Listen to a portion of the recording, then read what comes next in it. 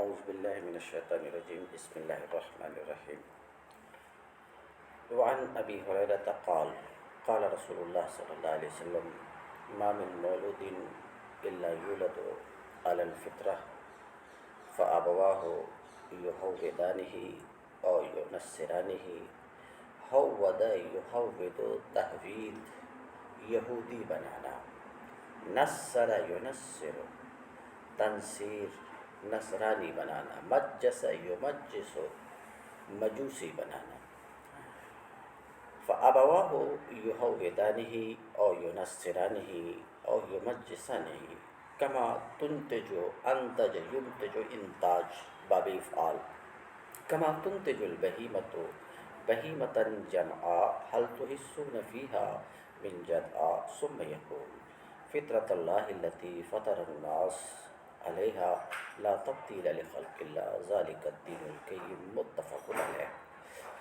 یہ حدیث جو ابھی ہمارے سامنے ہے باب القدر کے تحت ہے، گفتگو جاری ہے تقدیر میں، اسی کے تحت یہ حدیث لائی گئی ہے، اسی کے ضمن میں رکھ کر کے سمجھنے کی کوشش کیجیے۔ وعن ابی ہریرہ، اور حضرت ابو ہریرہ رضی اللہ تعالی عنہ سے روایت ہے، قال انہوں نے کہا، حضرت ابو ہریرہ نے کہا کہ قال رسول اللہ صلی اللہ علیہ وسلم، رسول اللہ صلی اللہ علیہ وسلم نے فرمایا، ما من مولود الا یولد علی الفطرہ، ہر بچہ فطرت پر پیدا ہوتا ہے، دھیان سے سنیں، ہر بچہ فطرت پر پیدا ہوتا ہے۔ فطرت کا لغوی معنی تو ابتدا ہے، اختراع ہے، بنانا ہے، بات سمجھ، مگر یہاں فطرت سے مراد، بات سمجھ، فطرت سے مراد فطرت اسلام توحید ہے، فطرت سے مراد فطرت اسلام۔ اب رہ گئی بات یہ کہ آپ کہو گے کہ جب لغت میں اس کا معنی اختراع، ایجاد کرنا، بنانا، پھاڑنا، چیرنا اس کا معنی ہے، تو پھاڑنا، چیرنا اور اسلام میں کیا مناسبت ہے جو آپ فطرت سے زبردستی مراد فطرت اسلام لے رہے ہو؟ اگر آپ ایسا سوال کریں گے تو اس کے جواب میں کہیں گے ٹھیک، فطرہ کے بازو کا جو جملہ ہے وہ جملہ ہی اس بات کو بتاتا ہے، وہ جملہ خود بتا دے رہا ہے کہ فطرت سے یہاں پر مراد فطرت اسلام توحید ہے۔ کیسا؟ دیکھو تو ترجمہ، اللہ کے رسول صلی اللہ علیہ وسلم فرماتے ہیں ہر بچہ فطرت پر پیدا ہوتا ہے، ابھی فطرت کا ترجمہ نہیں کر رہا ہوں، فطرت یعنی فطرت اسلام پر پیدا ہوتا ہے، پھر اس کے والدین ابواہ، اس کے بچے کے والدین، اس بچے کو، ہاں کی ضمیر مولود کی طرف پلٹ گئی، بات آ رہی سمجھ میں آپ کے؟ تو بچے کے والدین اس کو یعنی اس بچے کو کیا کرتے ہیں؟ یہودانہ ہی، اسے یہودی بنا دیتے ہیں، یا نصرانی یعنی عیسائی بنا دیتے ہیں، اور یمجسانی یا مجوسی بنا دیتے ہیں۔ تو یہودیت، نصرانیت، مجوسیت اسلام کے مقابلے کی ایک چیز ہے۔ تو یہ جملہ بتا رہا ہے کہ یہاں پر فطرت سے مراد فطرت اسلام۔ اب رہی بات یہ کہ ہر بچہ فطرت اسلام پر پیدا ہوتا ہے، توحید پر پیدا ہوتا ہے، تو توحید اور اسلام انسان کی فطرت، طبیعت، جبلت، بناوٹ میں داخل ہے، اس کی بات سمجھ میں آ رہی کہ اس کی فطرت میں اسلام اور توحید انسان کی فطرت میں داخل ہے۔ کچھ آپ سمجھ رہے ہیں ہماری بات؟ سمجھ کہ توحید انسان کی جبلت میں داخل ہے، یہ کس طریقے سے؟ اسلام انسان کی جبلت میں داخل ہے، یہ کس طریقے سے؟ تو ابھی نیچے حدیث آئے گی اور وہ حدیث اس بات کو واضح کرے گی، اور آپ کو معلوم ہے، آپ کو معلوم ہے، لیکن وہ حدیث آئے گی، وہ کیا ہے؟ اس کا حاصل یہ ہے کہ اللہ رب العزت نے آدم کے پشت کو اپنے دائیں ہاتھ، میں بول چکا ہوں یہ دائیں ہاتھ کا مطلب ہمارا دایاں ہاتھ نہیں سمجھو گے، وہ اللہ جانتا ہے، کیونکہ دایاں ہاتھ بایاں ہاتھ یہ جسمانیات سے ہے. جب یہ حدیث آئے گی تو پھر انشاءاللہ دائیں ہاتھ کا مطلب واضح کروں گا، ابھی جس مہم ہے اس کو لیتے ہیں. اللہ تعالیٰ نے آدم کے پشت پر اپنا دایاں ہاتھ پھیرا تو چونٹیوں کے مانند انسان کی ذریت برآمد کیا. گویا ہر بال اگنے کی جگہ سے انسان کی ذریت برآمد ہوئی. پھر پشت کو چھوا اور انسان کی پشت سے، آدم کی پشت سے چونٹیوں کی طرح ذریت برآمد ہوئی. سب کو نکال کر کے اللہ رب العزت نے فرمایا الستُ بربکم، الستُ کیا میں تمہارا رب نہیں ہوں؟ قالوا بلی، سب نے کہا کیوں نہیں، یقیناً تو ہمارا رب ہے. تو روز ازل میں یعنی یہاں آنے سے پہلے ہر ایک انسان نے یہ اقرار کیا.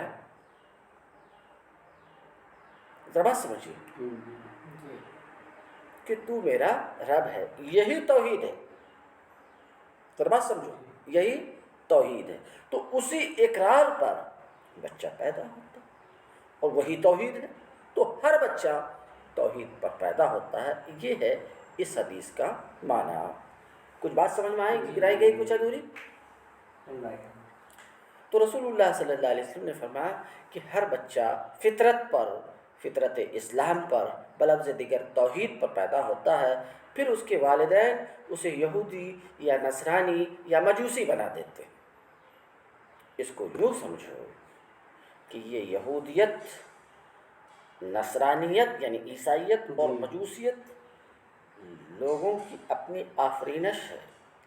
خدا نے تو موحد بنا کر کے پیدا کیا، خدا نے تو مسلم بنا کر کے پیدا کیا.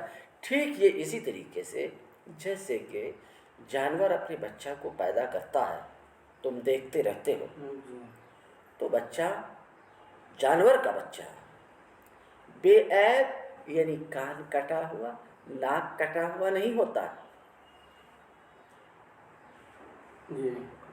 نہیں ہوتا، بلکہ کیا ہوتا ہے؟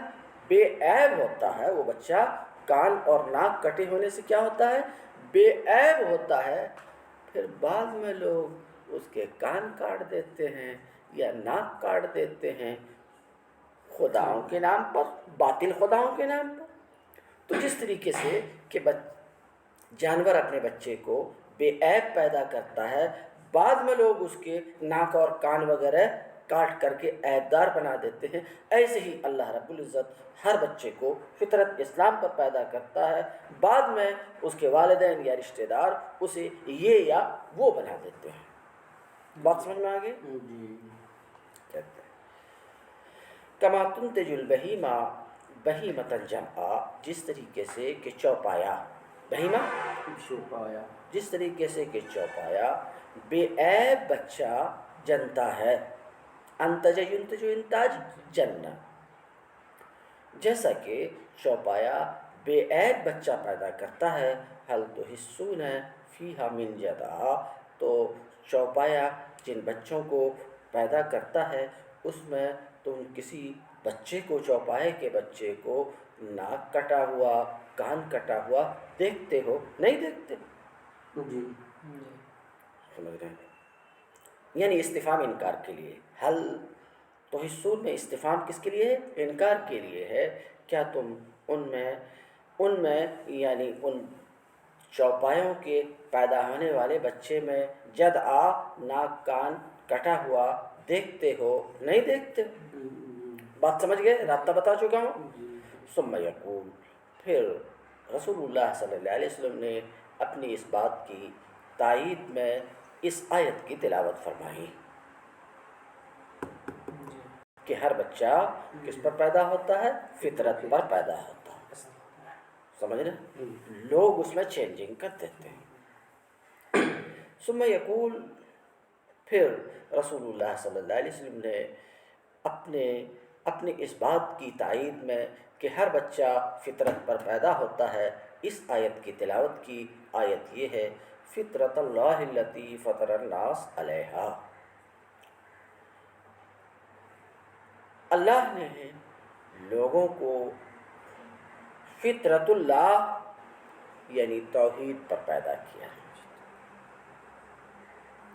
کس پر پیدا کیا؟ توحید پر پیدا کیا۔ لا تبدیل لخلق اللہ، اللہ کی خلق ناقابل تبدیل ہے، اللہ کی خلق اور فطرت ناقابل تبدیل ہے۔ یہ معنی بھی کیا جا سکتا کہ اللہ اپنی فطرت میں خود تبدیلی نہیں کرتا، لوگ کر دیتے ہیں۔ بات سمجھ رہے؟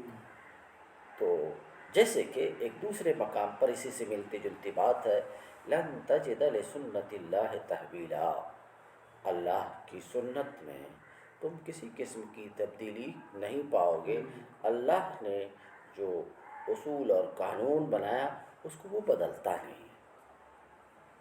مثلا جنت میں جانے کے لیے اس نے یہ اصل قائم کی، لا الہ الا اللہ کا قائل ہونا۔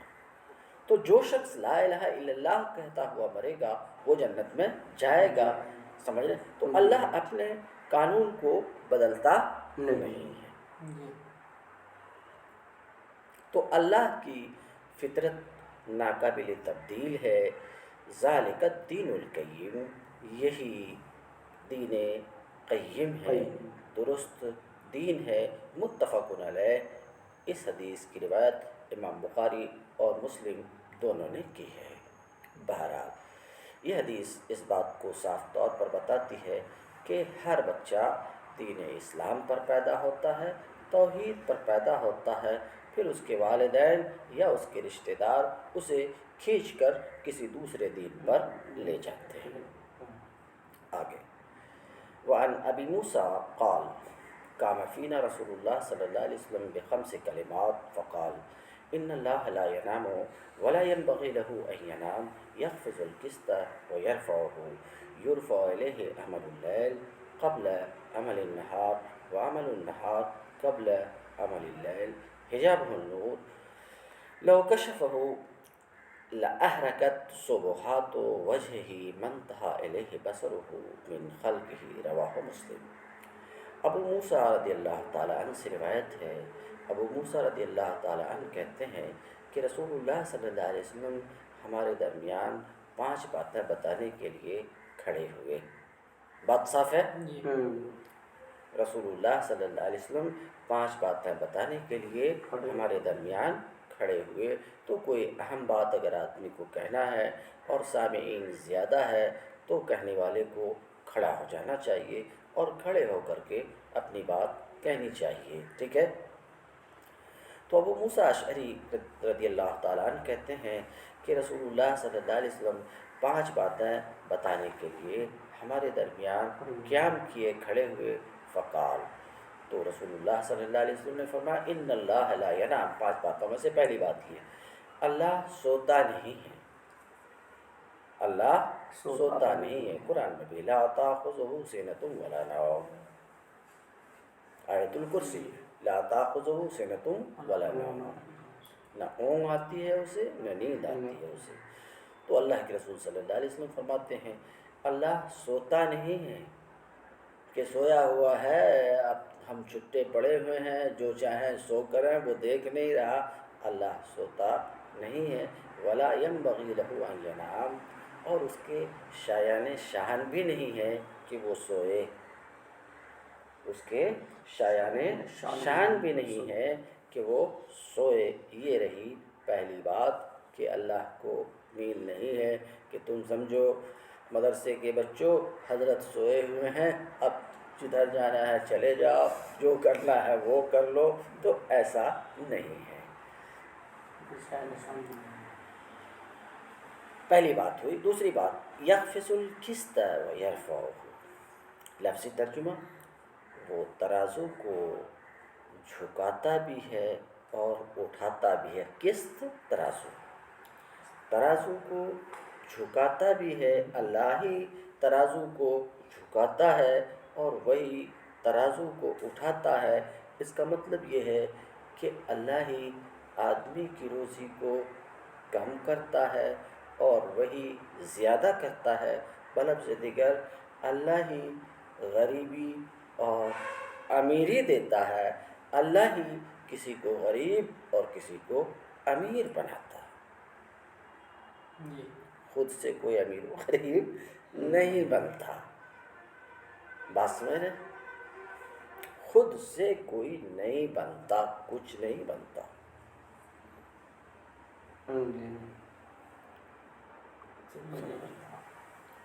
یخفض القسط ویرفعہ، اللہ ہی ترازو کو جھکاتا بھی ہے.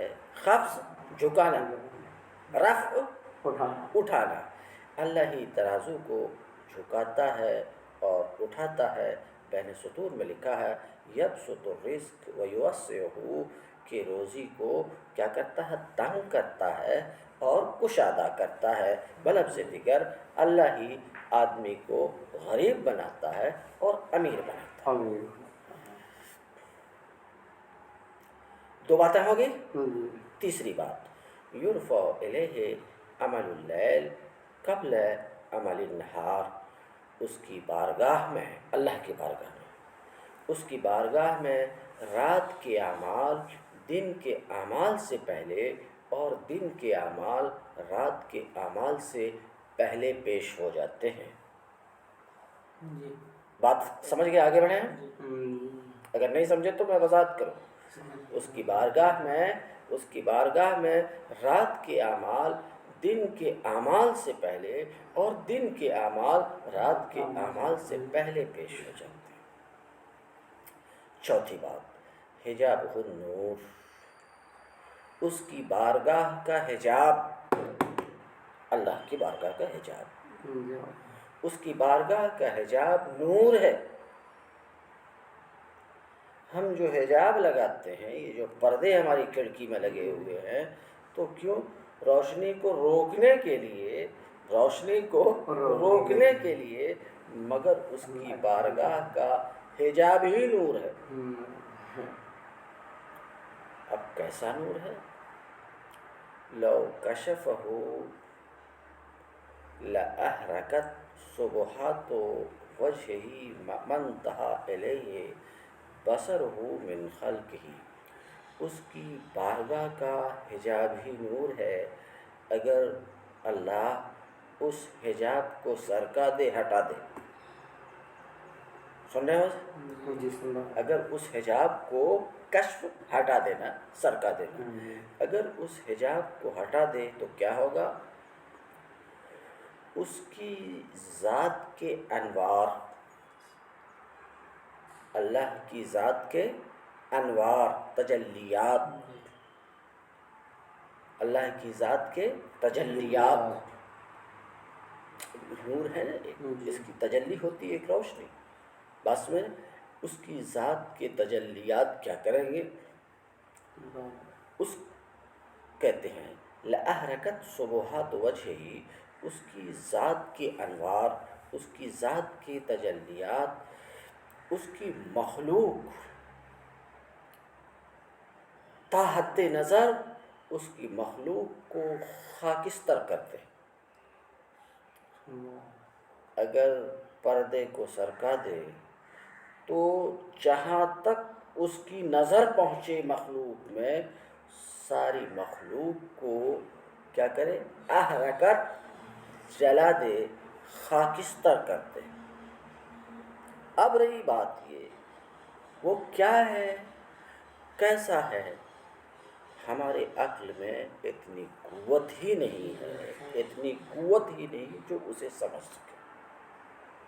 جتنا بتایا جا رہا اتنا ہی سمجھتے ہیں، اس کے آگے کچھ نہیں سمجھتے. اس سلسلے میں رواہ مسلم، امام مسلم نے اس کی روایت کی ہے. وعن ابی ہریرہ، فاسٹ ترجمہ کرتا ہوں. وعن ابی ہریرہ قال قال رسول اللہ صلی اللہ علیہ وسلم ابو ہریرہ سے روایت ہے، وہ کہتے رسول اللہ صلی اللہ علیہ وسلم نے فرمایا ید اللہ ملآ، اللہ کا دست کرم لبریز ہے، اللہ کا دست کرم لبریز ہے۔ میں کئی بار بول چکا ہوں ید کے بارے میں، پھر دوبارہ نہیں سمجھو گے۔ ید کا مطلب ہمارے جیسا ہاتھ نہیں، الاسماء والصفات کتاب ہے، سمجھ رہے ہیں، اس میں ہمارے علماء کی بڑے بڑے ائمہ کے اقوال موجود ہیں۔ امام اعظم کا قول بھی موجود ہے کہ امام اعظم کہتے ہیں اللہ کے لیے ید ہے، ہم اس بات پر ایمان رکھتے ہیں کہ اللہ کے لیے ید ہے، مگر اس کی کیفیت کیا ہے وہ ہم نہیں جانتے۔ بات آپ سمجھ رہے ہیں؟ تو اللہ نے ید اپنے لیے ثابت کیا، ہم مانتے ہیں ید ہے، لیکن وہ کیسا ہے، کس طرح کا ہے، اسے ہم نہیں جانتے۔ اللہ نے جتنا ہم کو علم دیا ہے، سمجھ رہے ہیں، اور جتنی دماغی قوت دیا ہے، یہ دماغ میں جتنی قوت ہوتی ہی تو کام کرے گا۔ وہ قوت ہے ہی نہیں جو اس ذات کی حقیقت تک پہنچ سکے، تو ہم نہیں پہنچ سکتے بہرحال۔ تو رسول اللہ صلی اللہ علیہ وسلم نے فرمایا ید اللہ ملآ، اللہ کا ہاتھ ملآ لبریز ہے، بھرا ہوا، اللہ کا ہاتھ بھرا ہوا۔ دیکھو یہ جملہ، اس کا لفظی معنی تو وہی ہے جو آپ سن چکے کہ اللہ کا ہاتھ بھرا ہوا، لیکن ہم بھی یہ جملہ بولتے ہیں، یعنی ہمارے عرف میں بھی یہ جملہ، ارے بھائی میری مٹھی بھری ہوئی ہے،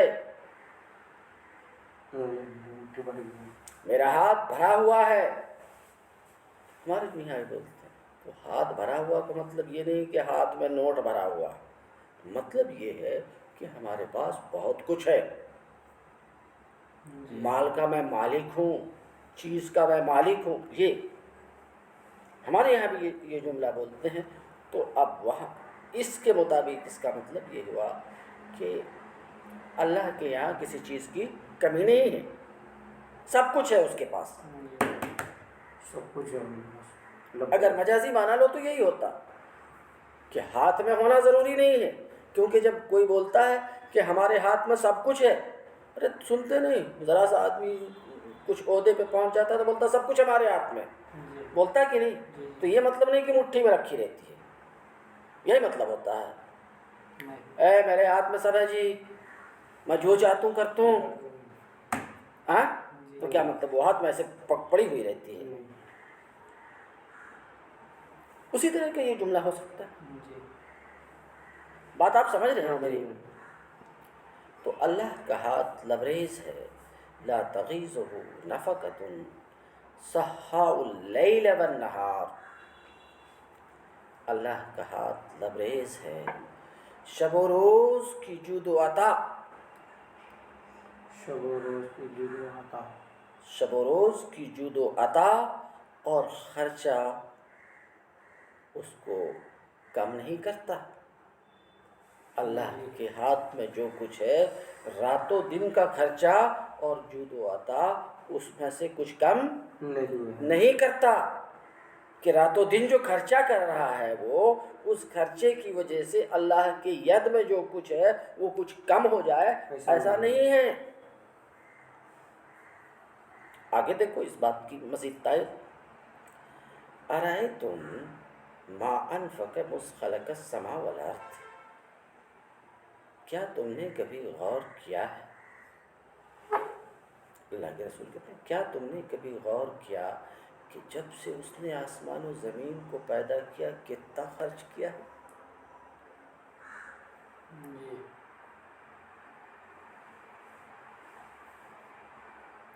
کہتے ہیں ارأیتم ما انفق مسخلق السماء والارض، کیا تم نے غور کیا ہے کہ جب سے اس نے آسمان و زمین کو پیدا کیا کتنا خرچ کیا ہے، مگر جو کچھ اس کے ہاتھ میں ہے وہ کم نہیں ہوا، وہ کم نہیں ہوا، سمجھ رہے ہیں؟ وَكَانَ عَرْشُهُ عَلَى الْمَاءِ، اور اس کا عرش پانی پر تھا، اس کی وضاحت کر چکا ہوں، یہ یاد رکھو گے، اگر نہیں تو بتا دو گے، ٹھیک ہے؟ یہ نہیں کہ پانی کے اوپر رکھا ہوا تھا، بلکہ اس کا مطلب پیچھے بتا چکا ہوں کہ اللہ کا عرش پانی پر ہونے کا مطلب یہ ہے کہ اللہ کے عرش اور پانی کے درمیان کوئی چیز نہیں تھی. وہ بھی یہ دل میزان، اور اسی کے قبضے میں ترازو ہے، جسے چاہے دے جتنا چاہے دے.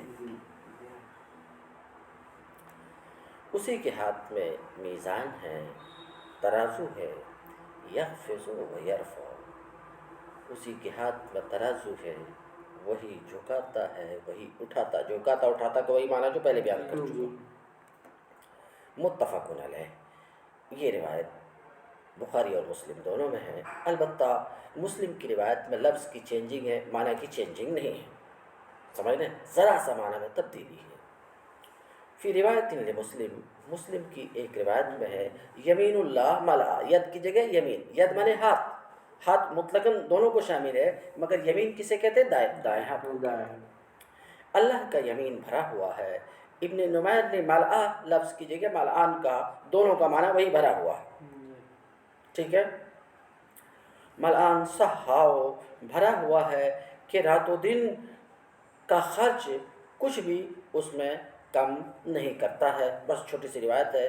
وعنہ قال، اور انہی سے روایت ہے انہوں نے کہا کہ رسول اللہ صلی اللہ علیہ وسلم سے یہ حدیث رہنے تو اس پر ذرا سلم بھی گفتگو ہوگی.